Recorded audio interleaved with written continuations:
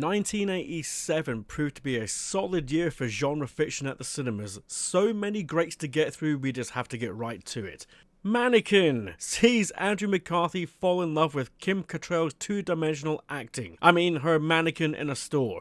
Yes, a woman magically transforms from a mannequin to a real-life person, and love ensues in the one that drove teenage girls mad back in the day. Likely to drive anyone else mad today trying to figure out why this was popular, it also has an irritating #1 song from Jefferson Airplane offshoot Starship. Okay, before people start singing out loud, Freddy is back. Nightmare on Elm Street 3, Chuck Russell and Frank Darabont did a fine job on this one with a story from originator Wes Craven.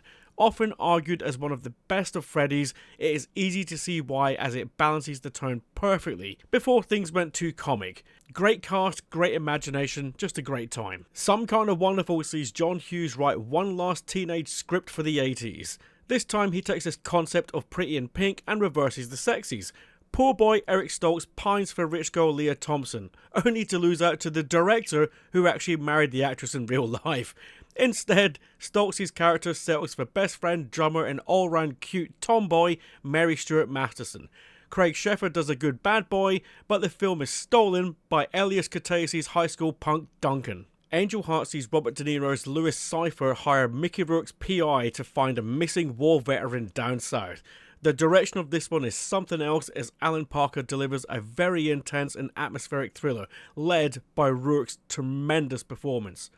Lethal Weapon gave us a buddy cop thriller like no other, which all the others have since copied in some way or form. Mel Gibson's loose cannon and suicidal cop is teamed up with old-timer Danny Glover. Glover was in fact only 40 at the time, but playing 50. And they are put on a case that involves drug-running ex-military loons headed up by the likes of the superbly villainous Gary Busey. Whilst the action is great, this one is really about the two leads working so well together on screen, comedically and dramatically, and it's no surprise that it got 3 sequels. Evil Dead 2 sees Sam Raimi and Bruce Campbell return to the woods for an upgraded version of the first film. Campbell jumps through hoops and consistently puts his body through jeopardy as Raimi's directorial style really breaks through here. The invention alone is worthy of praise, but the film as a whole works well, sewing darkly comic moments with darkly disturbing horror. Remains a cult favourite today and a franchise that is yet to have a bad note. Evil Dead Burn, you're up. Raising Arizona is the second Coen Brothers film, this time featuring a very dopey Nick Cage criminal marrying police officer Holly Hunter, only to find that they are having trouble conceiving a baby. So instead, they decide to steal one from a guy who just had a whole litter at once. This offbeat comedy goes all over the shop but remains funny and ultimately touching by its closing credits. Like Raimi above, the Coens invented their own style and it worked. Withnail and I is Bruce Robinson's British masterpiece featuring Paul McGann and Richard E. Grant in career best performances as out-of-work drunkards who hit the countryside in need of inspiration. Plenty more booze and madness later and they are still none the wiser. Extreme Prejudice is Walter Hill's forgotten modern western. The lineup of villains in this film is to die for. Michael Ironside, Clancy Brown, William Forsythe are all part of a thought-dead military unit who arrive in small-town Texas to do a job. The local police are headed up by Sheriff Rip Torn and Texas Ranger Nick Nolte. Throw into the mix the local drug lord and former best friend of Nolte, Paris Booth, and you have a modern western of violence ready to erupt at any moment. And when it does, it is glorious. The main issue is that Nolte is an unbelievably stubborn and unlikable stick in the mud, compared to Para Booth's very enigmatic bad guy. You often find yourself rooting for the wrong person. Bigfoot and the Hendersons, or Harry and the Hendersons in the US, sees John Lithgow's family man accidentally mow down the titular beast with his car. They take it home and find themselves with their new pet of sorts, and comedy is there for all the neighbourhood to enjoy. The only weird thing about this one is that for adults at the time, it was very strange to see Lithgow playing the nice family guy. Witches of Eastwick. Jack Nicholson is one lucky devil, seducing the likes of Cher, Michelle Pfeiffer and Susan Sarandon, in a small town full of gossip and the most uptight citizens you could ever imagine. George Mad Max Miller takes a break from the wasteland and tends to this adult comedy making fun of the small town society. The 4 leads are all delicious and things do very much get out of control. Spaceballs sees Mel Brooks parody Star Wars and any other science fiction franchise he can get his hands on.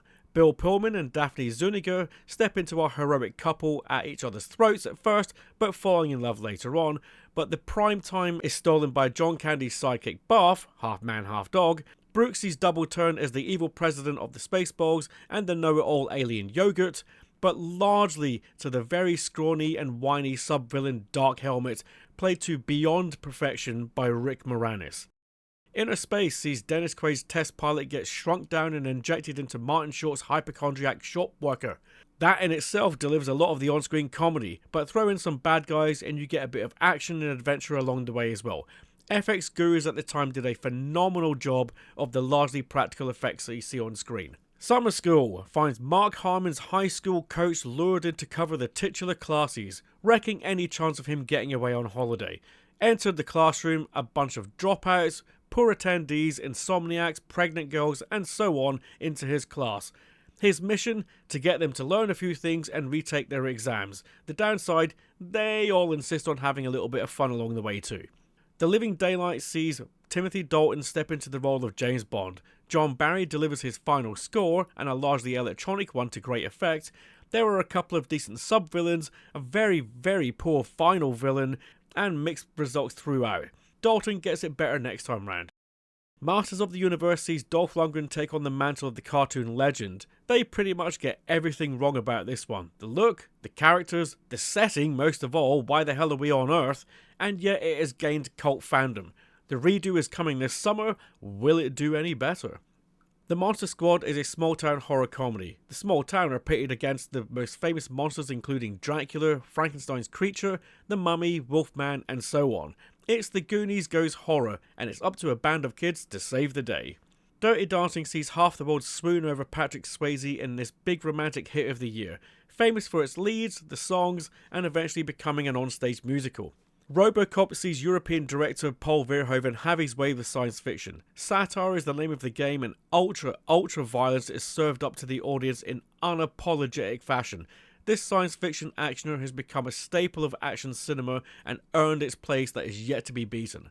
Hellraiser. Clive Barker adapts his own book, The Hellbound Heart, in a small tale done with big gore effects. Many of said effects are groundbreaking, and the film was a fresh look for the BDSM culture.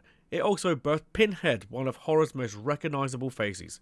The Princess Bride. Rob Reiner's adaptation of William Goldman's book/screenplay is a mastery of fantasy comedy fiction.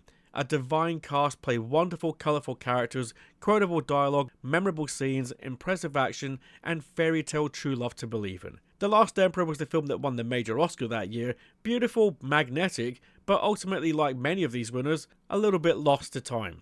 There were a lot of double features this year, usually featuring one recognisable hit and one lesser so, but still worthy of what it was worth. Vietnam, we had Full Metal Jacket and Hamburger Hill. World War II, we had Empire of the Sun from Spielberg and Hope and Glory from Britain. Both pretty much failed at the box office and the award ceremonies. Don't worry, Spielberg will come back to that with a vengeance in the following decade. Steve Martin had the double hit of Roxanne and Planes, Trains and Automobiles. Michael Douglas had the double hit of Wall Street and Fatal Attraction. Michael Douglas gets his tackle busy in the latter, but not for the last time in cinema does he let his sexual urges get the better of him. If it weren't for these rights issues, you could expect a box set of Fatal Attraction, Basic Instinct and Disclosure. Dirty Schwarzenegger, we had a double bill from Arnold with Predator and The Running Man. The Running Man is also here listed as the obligatory Stephen King adaptation. Vampires, we had The Lost Boys and Near Dark. Costner had his double hit with The Untouchables and No Way Out.